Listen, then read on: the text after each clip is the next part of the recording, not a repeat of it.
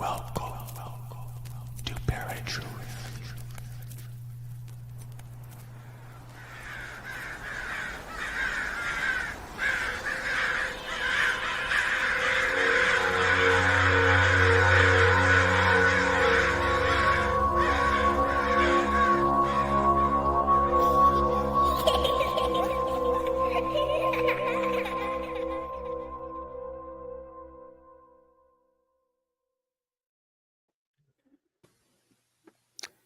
What's up, everybody, and welcome to a brand new episode of ParaTruth Reborn.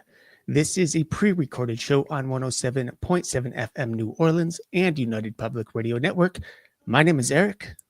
And I'm Justin. And today we have with us William J. Hall discussing his book, The Bridgeport Poltergeist on Lindley Street. Now, Bill is the author of the paranormal bestseller, World's Most Haunted House, which explores the Bridgeport Poltergeist on Lindley Street. The Bridgeport Poltergeist Photos and Archives book, as well as the Haunted House Diaries and Phantom Messages. Bill has extensive experience as a performing magician and is a seasoned researcher of the unexplained, delving into topics ranging from folklore and urban legends to fortune-telling, the pyramids, and other mysterious tales. His syndicated column, Magic and the Unknown, ran for 6 years in multiple newspapers and he has been interviewed worldwide and broke Discovery Channel records with his appearance on Devil's Road on the Travel Channel, among other programs. So without further ado, let's bring in Bill Hall. Hi, thank you for having me. Hey, thank you for joining us. It's been a while, Bill. It has.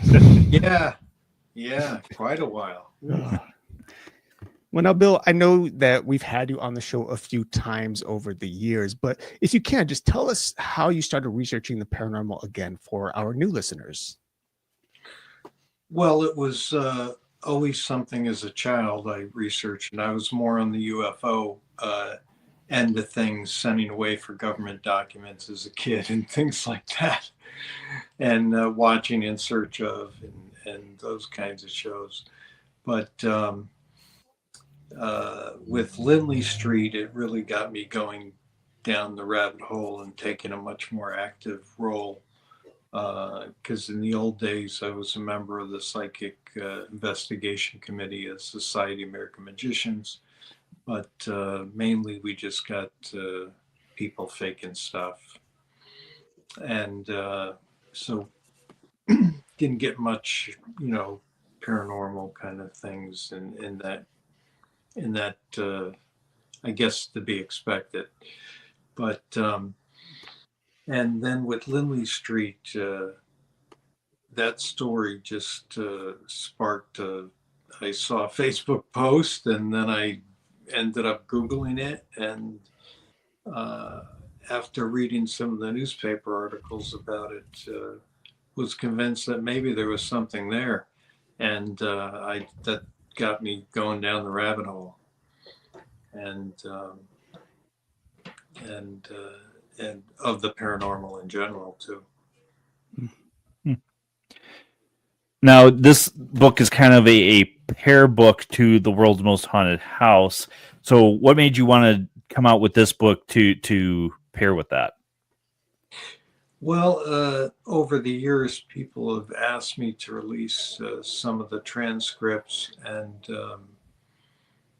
they wanted to see the photos, and they wanted to see them in color.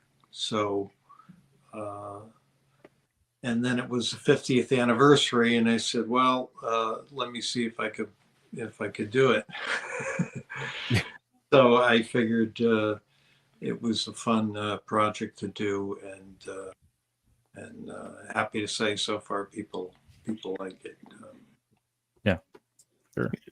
And I certainly did find it very interesting being able to see all the various photos and, of course, the written text of the recordings as well, at least some of the recordings. I found that really fascinating and a lot of fun to kind of delve into, made it feel a little more real, as if we were actually there investigating it ourselves.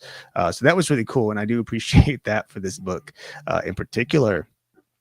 But for those who are not really familiar about the case, can you actually explain what had been happening there that's really rose this or grew this this interest in the investigation of it?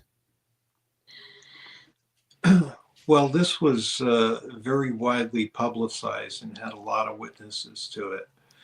So in the newspaper reports, there was quotes from police officers, firefighters, reporters, friends, family, onlookers, priests.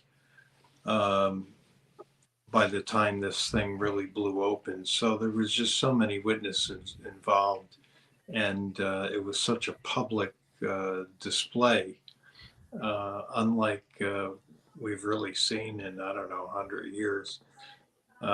Maybe the Bell Witch can compare in some ways, but so that, that's really what piqued my interest, if that's what you were asking, I think. Yeah, for sure. Yeah, that really piqued my interest. Is it was huge, and of course I grew up in Bridgeport too, so I heard this story on the news when I was 10, and asked my dad about it, and he said, it's a bunch of baloney.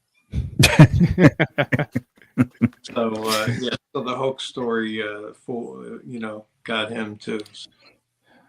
Well, and at the time, there were a lot of people who actually believed it was a hoax, right? And there were even articles published claiming as such. Well, the hoax story was released really by the police. Basically, they wanted to get the city back, and the only way to do that and to keep the family safe too was to claim it a hoax. Unfortunately, the little girl got the blame for it. Mm-hmm. But yeah, I mean, because they tried to burn the house down. You have to remember, so so things were getting out of hand. They had to block the street off. It was a very, very public event. So not only was the family dealing with the poltergeist antics inside the house, they had to deal with the very real human end of it, human monster. Right. Mm-hmm. Now, I had read in your book one thing that really just stuck out to me. There's plenty of things that stuck out to me, but this one in particular, I read that the activity seemed to quiet after the priest had blessed the home, only for the activity to restart again several hours later in a much worse state. Now, for me, I can't help but find this an odd coincidence that lines up with a Bible passage written in Matthew 12:43-45, which says, basically talks about a spirit leaving a house, then coming back with 7 more wicked spirits that cause greater chaos than the original. And so, despite having religious artifacts within the home, as the owners did, were the Goodins a religious family in general? And how did their beliefs relate or impact to the haunting itself and its outcome? The Goodins were a religious family. They went to church every week. And Jerry was an overall good guy. He was a Boy Scout leader, even though he had no children of his own at the time. Mm-hmm. So yeah, they were a very religious family. A little quirky in the upbringing of Marcy, but that's a different issue. As far as religious items, I mean, they were really just, if you look at the data, they were really disturbed less than about 10% or less of the time. But I think they're more memorable to people. If a chair floats or a chair flips, that's one thing. But if a cross does it, it tends to impact you more, Right. Mm-hmm. Depending on who you are, of course. But, so, I mean, I think that's why it was important for me to look at and separate the data itself, because we all have biases, and I probably would have thought the same thing. Oh, Jesus seemed to go after religious items, or and maybe it knew that would get the family's goat, so to speak, you know. Mhm. And certainly, you know, that could happen within the scope of everything else, but to say it went after religious items was not statistically true at all. It was exactly the opposite, you'd say. If anything, it went after chairs and TVs.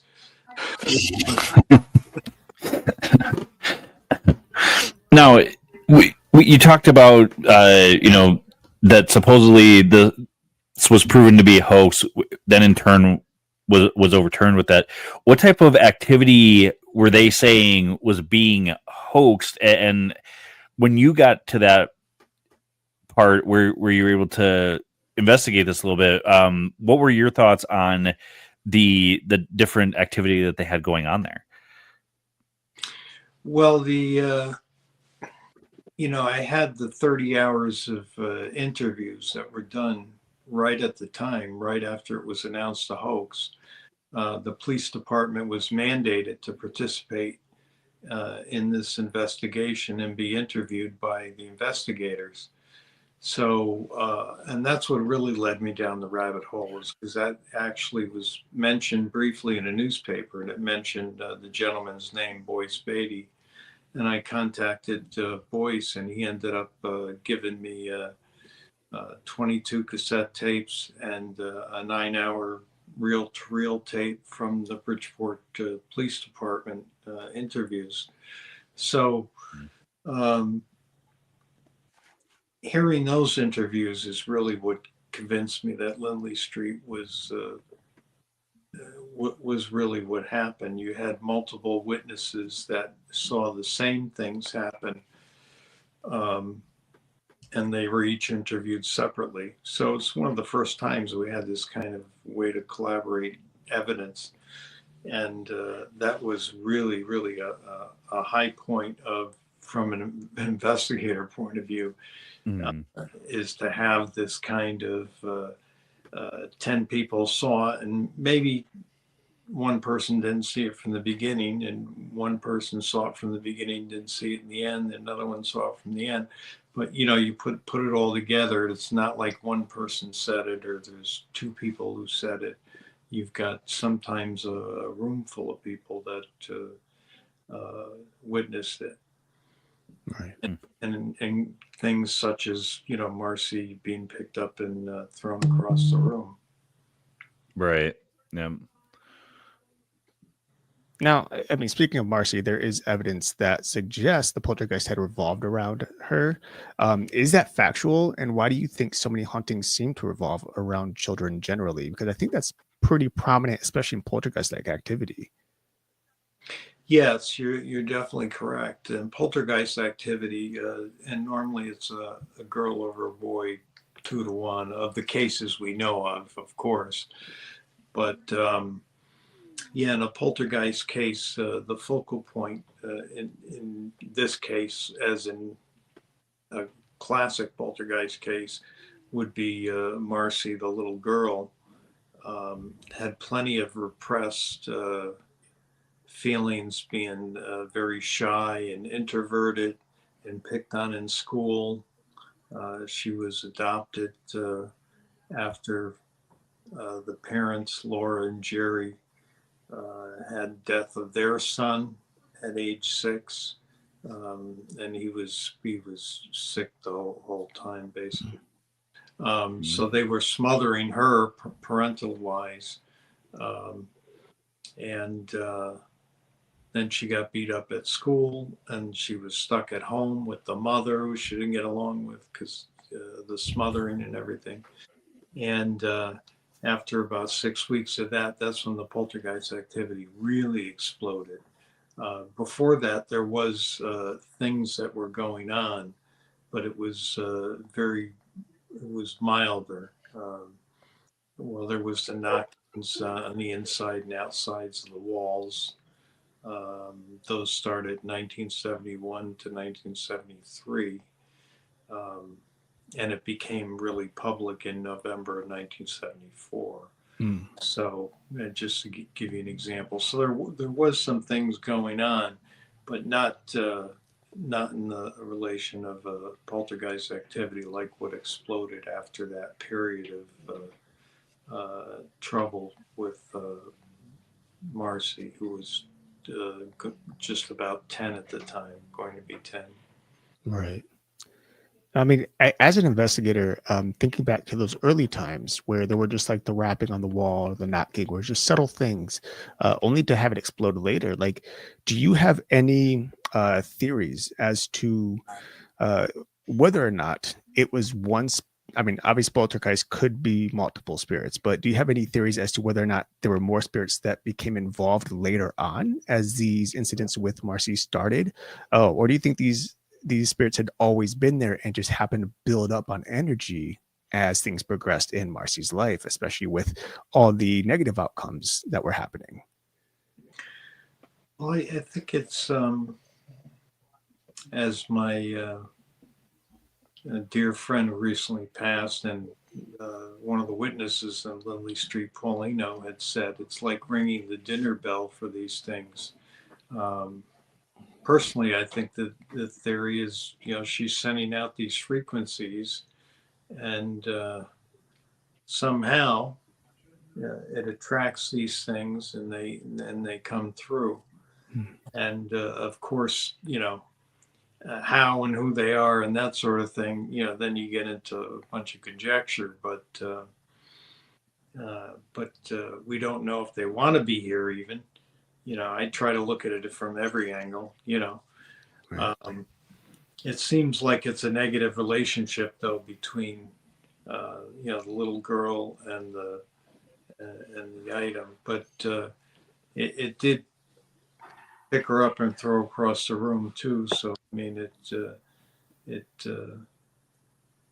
I know, at least on a conscious level, I don't believe she's involved. Right. Now, if I remember right, were the Warrens involved in this case? Yes, they were called in. Mary Pascarella, who was a member of one of those psychic committees down in New Haven. I forget the name of it, but she was nearby and called Ed and said, Ed, you got to get down here. There's a really bad poltergeist case. And he said, well, we're pretty busy. Is this like the real deal? I mean, is this, what do you mean? What's going on?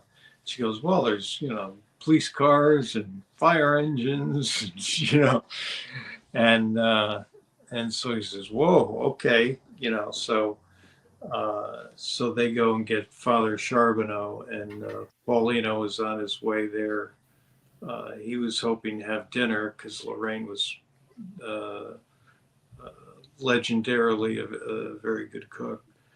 But instead, they all headed over to Lindley Street, and the Goodins never heard of them, but let them in because no one else was able to help so far. So figured if they could be of help, why not give them a shot? And that's kind of how they got involved. Mm-hmm. And once they got involved, I mean, did the the activity increase even more now that there were people actually there witnessing things and kind of diving deeper into the subject matter? Well, it's funny because usually in these cases, when you have so many people, it usually would die down. If you have a bunch of new people enter, it usually would die down before anything would pick up. Mm-hmm. But in this case, during that period of intense activity, even with new people being introduced, the activity still continued. So that was an interesting part of it to show how heightened it was. Right.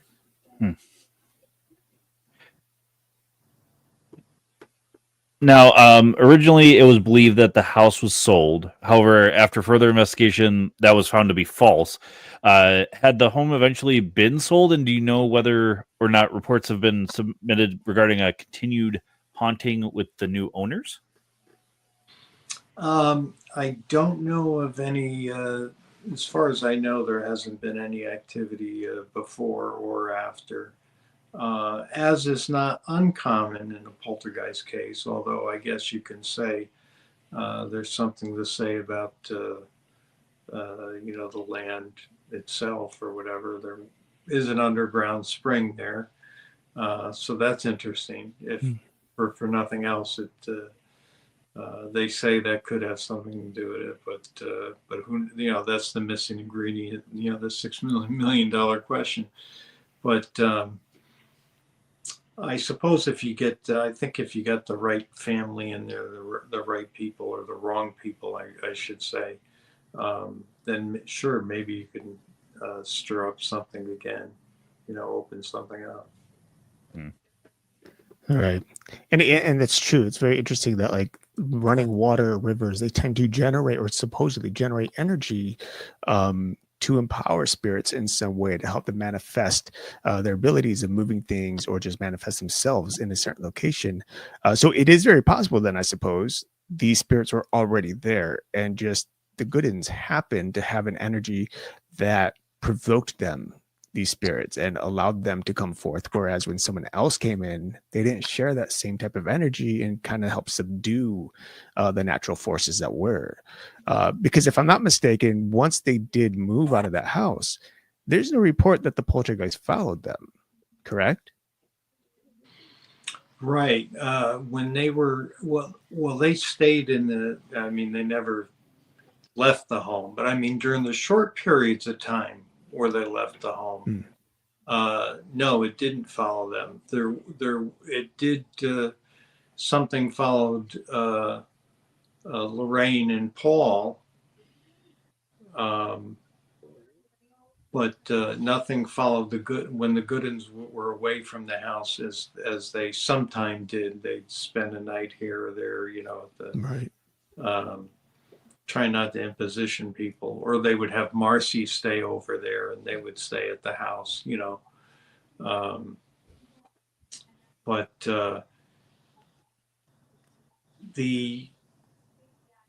when they were away, there was no reports of activity at where they were staying, in other words.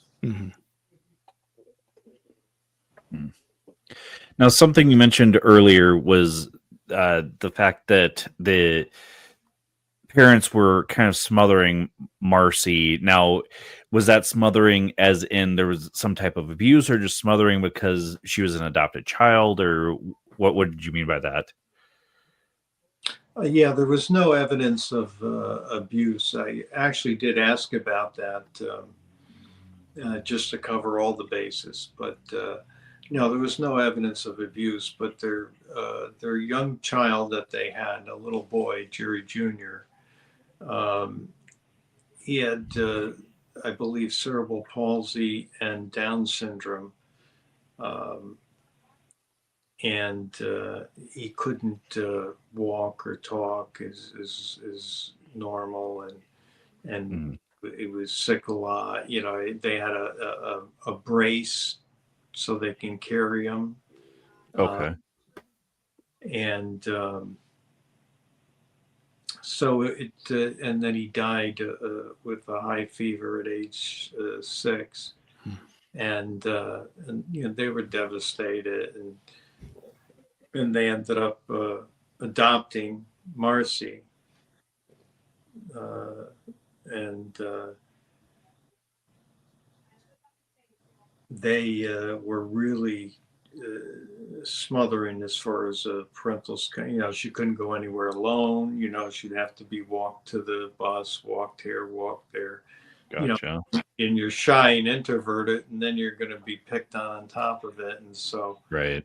yeah, so that was part of that whole dynamic, and the mother had to be everywhere. Right. I mean, and that would make sense, losing a child, that you would end up smothering another child that you have, because you never know what could happen. If they didn't expect their son to pass away, then they're worried about their daughter as well.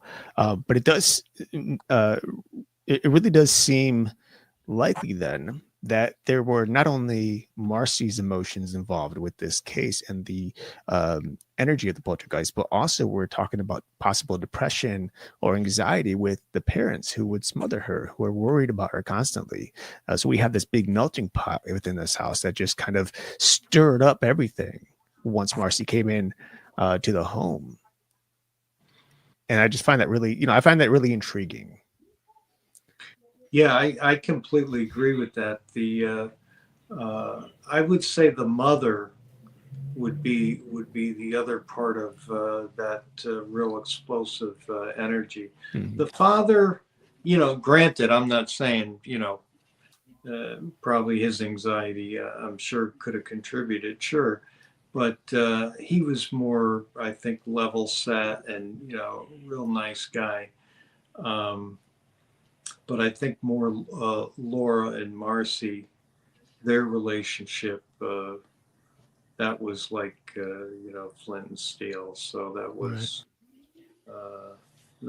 definitely a catalyst to a lot of negative energy. Now, was there ever any suspicion that the spirit or one of the spirits that were at this house was maybe the boy, and it was kind of acting out because they quote unquote kind of replaced him with Marcy, because they didn't have any activity before Marcy, right? In let's see, 1971. That's right. Not before Marcy. Okay. So did they ever suspect that the little boy might be one of the spirits involved? I mean, that came up. The parents at one time said it. Not that they necessarily believed it, but they were at Mhm. their wits' end, and it came out, and I don't think that's what it was. I think it was more of a classic poltergeist case. Okay. I think the role of the boy was simply that created that environment of the smothering, which led to the being picked on, which led to and so on. Hmm. Right. Okay. So now, when it comes to actually investigating, what type of tools were being used at the time, and did they actually capture any significant evidence of the poltergeist itself, such as videos or photos or even EVPs of these spirits either speaking or acting in some way? There was originally video cameras brought in, but then the parents nixed the idea. It was getting too crazy. There's too many people, and so they kicked him out. Um, the newspaper. I mean, there was a reporter had a camera on him, Hmm. and he saw dishes fly across, and as he told me, he said, "Well, camera or not," and he says, "How could I? I couldn't get to it in time." And he said, "And even if I got to it in time, and I expected it, which I wouldn't have, but even if I can get to it in time and took a picture of it, still, what does it prove? You know." So there's that. But there were on the audio tapes that did capture um, a noise that occurred before the phenomena happened. So that was captured on tape when an interview was being done inside the home. So that was pretty cool. But aside from that, they didn't use any real, equipment to speak of, Okay. other than comforting the family. And Sure. the Warrens' advice was, if the activity gets heavy in one room, everybody get up and move and go to another room, Hmm. and it'll settle it down. Sure. Uh, which was good. Um, But yeah, they didn't have any fancy tools other than trying to get an exorcism on the house, which I don't think would have been of any use. But in any event, that was thinking at the time. Okay. And do we know exactly what that sound was that they did capture prior to the actual events of the haunting? They never could figure it out. They had the police involved, they had the fire department, they had the city engineers. They ruled out construction. They ruled out anything having to do with the house settling, or Mhm. they really couldn't. They didn't know where the knockings were coming from. They were on the inside and outside of the house, and they followed them room to room. Jerry thought maybe it was a neighbor because they owned a motorcycle, 74, I guess. But, so they just really didn't know. I mean, he even took pipes apart in the house thinking there was an animal in there or something. They didn't know. And then they recorded it with the police officer, a neighbor, a friend of theirs who lived across the street. And they recorded the sounds, and they never really were able to identify what they were. Okay. They didn't cause any damage. There was no damage done to the house, but they were really, really banging, very loud. So, I mean, if they suspected animals and even suspected a motorcycle, then it's arguably okay to theorize that they probably caught some sort of growling like noise on these voice recorders, then most likely. Potentially. Well, on the audio tapes I have, there was nothing else captured because they didn't do all the interviews in the home too. And depending on when it was done, the activity was a little bit sparse. It was starting to whittle down after Marcy got transferred and went back to school. Okay. Then she was happy, and it petered out after that. So now, some of the pictures that you had in here were of the TVs that they had there. Apparently, most of their TVs were broken. Somebody had donated one to them, and one of them even fell on Marcy's foot, or almost fell on Marcy's foot. Were the broken TVs a part of this activity that was going on, or was it just they didn't have money to fix the TVs? it was the activity going on.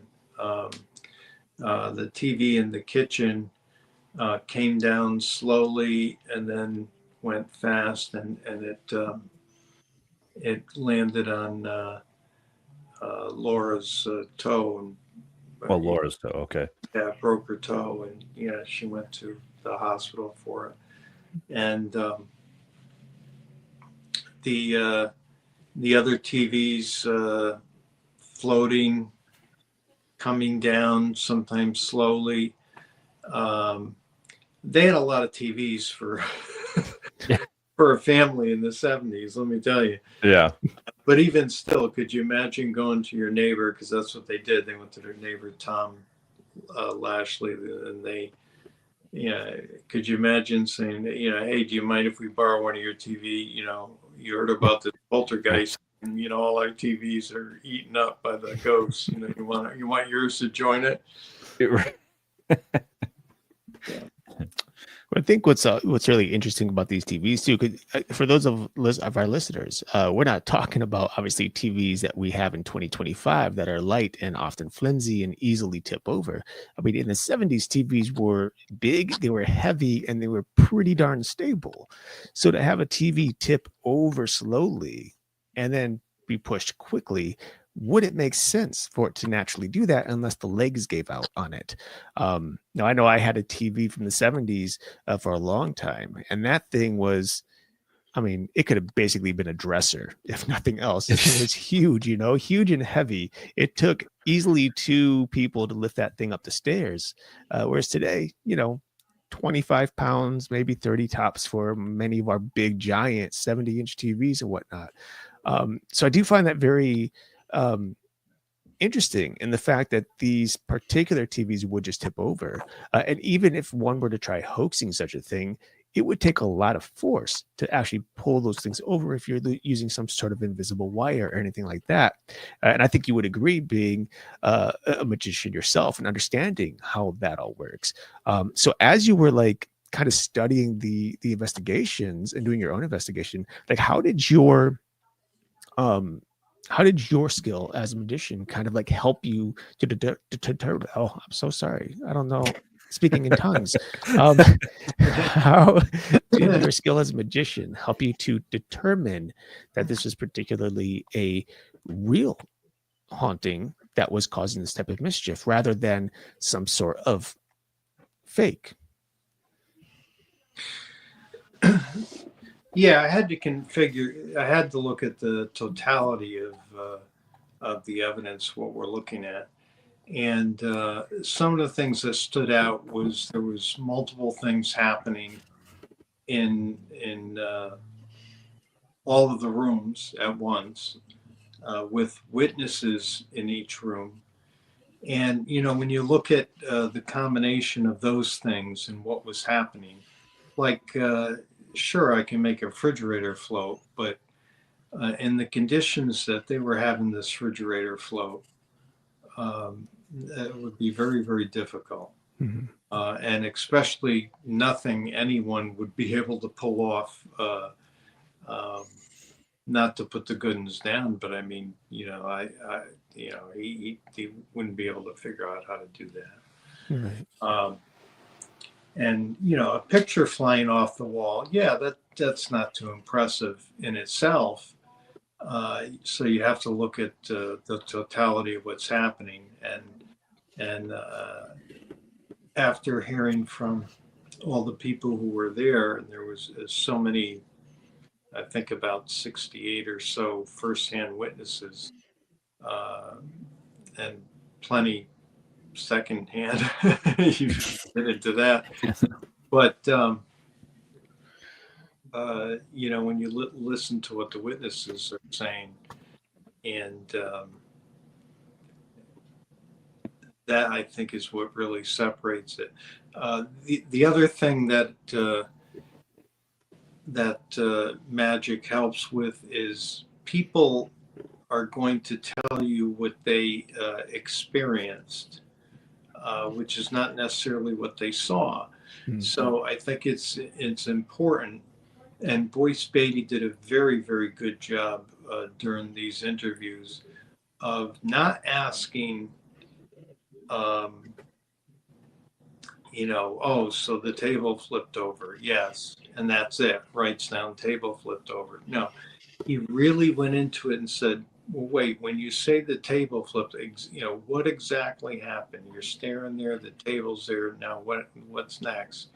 And did it fly up fast? Did it fly up slow? You know, did it fall within the regular speed you'd expect it to fall, or did it fall slower or faster than normal? You know, he really went into detail, and that's what's important, because otherwise people are going to tell you, you know, what they saw, which is an interpretation. It's not going to give you the detail you need to really know what happened. Right. So those are, I think, the two main things that it's helped me with in looking at this case or anything. Okay. Now, was Marcy always in the room when this activity was happening, or did it happen while she wasn't in the room? That's a great question, because I crunched the data on that too, and more than half the time she wasn't even there. Okay. So, yeah. So, and even when she was, well, sometimes she was there and she was actually the center of it. Her floating up in a chair, being thrown across the room, or having a chair flip with her in it. But no, that's a great question, and that's a question I had. So I went through the incidents as they were all recorded, and yeah, I forget the exact percentage, but definitely she wasn't there for quite a lot of them. Okay. And I would imagine that at some point, um, when she was in the room anyway, there's probably some speculation at the time that she had some sort of telekinetic powers and capable of moving these things. Because if I'm not mistaken, right around the 70s and a little earlier, there was some belief that people did have that power. And if I'm not mistaken, I believe you also wrote in the book that of all of your studies, there is no one who's proven to be telekinetic and able to levitate things legitimately with their mind or other source outside of, you know, um, faking it, using various devices to help create the illusion. So was that something that you found in the research that was discussed, that perhaps this wasn't spirits at all, but some sort of power that she had at one point? Well, yeah, I mean, Bill Roll, his theory is that sometimes it's simply the psychokinesis, other times it's psychokinesis plus entities. Hmm. I never, I don't think I'd buy into the psychokinesis part itself, but it could just be another way of sending out the negative frequencies that attracts these things. You know, so Sure. maybe it's really not. Maybe it's just the use of a different word, but I would call it frequency versus telekinesis. Telekinesis, simply because that's just such an evil. It's a beautiful word in magic because I love the facts, but in reality, it's just an evil word. But I prefer frequencies. But Okay. Okay. Now, why is this case still so prominent today? And if anything, what can we learn from it about hauntings going forward? I think we can learn no matter how many witnesses you have. Never enough. Yep. Got. It doesn't matter. Oh boy. Yeah, I mean, I think it's the public part of the case that makes this, because there are poltergeist cases, and they're all fascinating, and they all have their things to them, but the public part of this case makes it truly that intertwined with everything. It really, to me, you think it's the case that really should have brought this into mainstream science. How many witnesses do you need? How many people do you need? How many crowds of people? How many? What do you need? And I wonder if they did keep the video there, if people would have just assumed that was faked. I mean, even in the 70s, Right. Well, they did them. What was them was in the 50s or something. I don't know. Mm-hmm. Right. But also, you have at least 60 some odd eyewitnesses. You have various reports from not only the individuals, the investigators, but even police reports that are coming in saying these things had happened. So what do you say to those people who are, for some reason, still skeptics, despite the growing evidence to support the actual legitimate hauntings?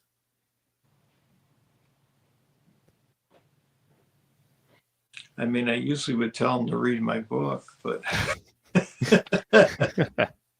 and if that doesn't do it, I mean, to me, that's better proof than being there. Right.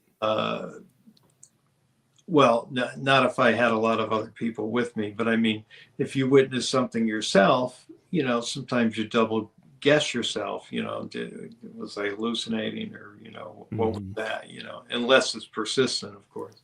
Right. But in a case like this, it's almost better than that, because I had that confirmation over and over and over and over in many different ways. Mm-hmm. Yeah, and even if these stories were falsified, you would start to see varying differences to each interview. and yet they all seem to line up pretty accurately. So such a thing like is just, it's very rare, to create some sort of some falsity towards this, is making it a fake poltergeist or whatever, when you have that many people. And it's even harder to deceive that many people when they're all in this little room, this little house, because this house is not very big at all. It's a very tiny house. But to have that many people in this house and witness these things, surely somebody would have noticed something awry, right? Somebody would have noticed, oh, this is a wire over here, or this is being faked there. But that didn't happen. Instead, these are all very legitimate events that people had seen, they witnessed, and it drove them to learn more about it and see what they could do to help.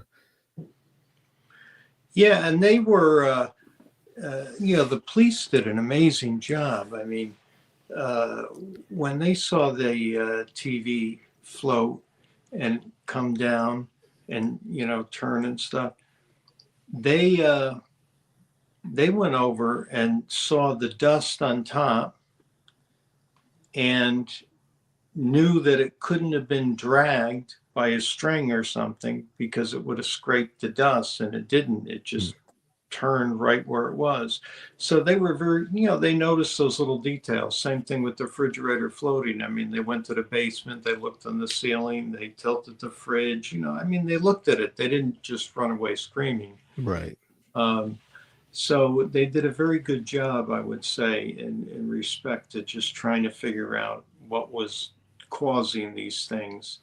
Especially in those times, the first thing that they would think of would not necessarily be the paranormal, although The Exorcist did come out before then. So, that was on people's minds. But right. Now, Bill, coming out with both of these books, The World's Most Haunted House and The Bridgeport Poltergeist on Lindley Street, the 50th anniversary, Investigator Companion. What is your hope for people to take away from these books? Well, I think it's if you want proof of the paranormal, these would be the books I'd recommend. Basically, and it's a heck of a poltergeist case too. Mm-hmm. So you have the poltergeist case itself is incredible, but then when you get the actual story of the public part of it, and it's rare that we have this much preserved so well. It's like the Bell Witch case, but a lot of that's lost in antiquity, and it's like the Roswell haunted houses, which is pretty rare in and of itself. Yeah, right.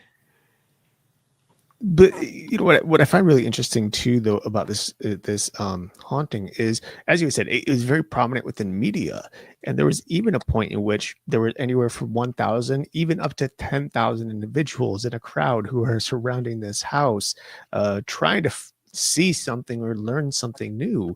So this wasn't like a small little tucked away haunting that nobody knew about at the time. This is something that was huge and very widespread in knowledge about. And so you had a lot of people coming to see things. And it's very possible, despite the 60 some odd witnesses, there might have been a whole lot more out in the crowd who had seen things through the windows, who hadn't come forward and shared what the events were that they saw. Yes, that's true.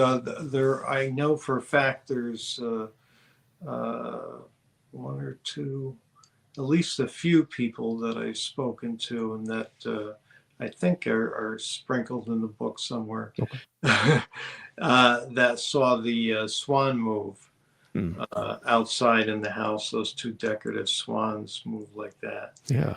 And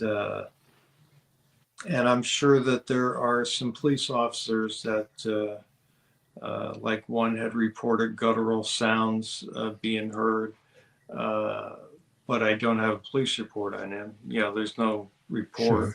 It's just, word of mouth. Yeah, it would be, I'm sure there are even more. definitely. Yeah. And, you know, and I come across that. When I say secondhand, you know, it's like, oh, I dated the chief's daughter, and I heard at the dining room table, blah, blah, blah. And then you have someone else, and when you start having multiple people say the same things, you start getting some more insight into it. Right. So it never ends. Yeah. Well, then on top of that, like you mentioned the swans, but there's also eyewitnesses who claim, or at least the family who claim that the family cat had actually spoken a couple of times during the haunting as well, like verbally spoke words, which to me is mind blowing because that would be horrifying. I think, you know, to have your cat Yeah. talking to you, saying things like, "What was the one was Jingle Bells?" If I'm not mistaken, said it or sang it or something. That's wild to me. Yeah, I mean, I don't think the cat actually talked. Sure. I do think there was audio phenomena, and Jingle Bells was one of the things heard after Marcy hit her head, after she was flown across the room and, you know, hit her head. Help was heard, and in the direction of the kitten. So I think you get the proximity effect. You know, I think Jerry would say that the cat would come up the stairs and make these horrible sounds and say, "Go away, you dirty Frenchman," and, you know, things like that.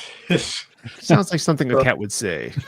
Yeah, so we're not sure. Yeah, we're not sure about that part of it. But I don't think the cat talked. But I do know that ABC and NBC and, you know, the major, they all had microphones there saying, you know, "Hey, cat, say we heard you could talk."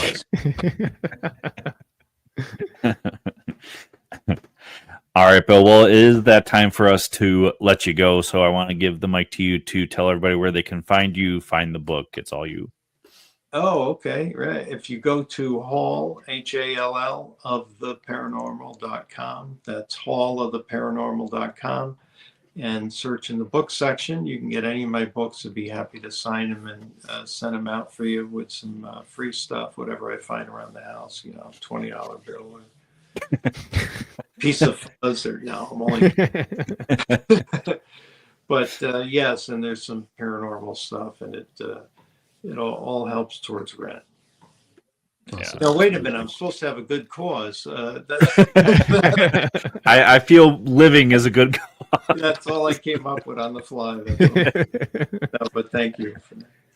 Yeah, thank you for reaching out for us to have you on about this book, because it's fascinating to read through it and see the different pictures and stuff. So hold on one second. I'm going to put you into limbo as we close out, and then we'll let you know where you can get the link and all that stuff for when this comes out. All right.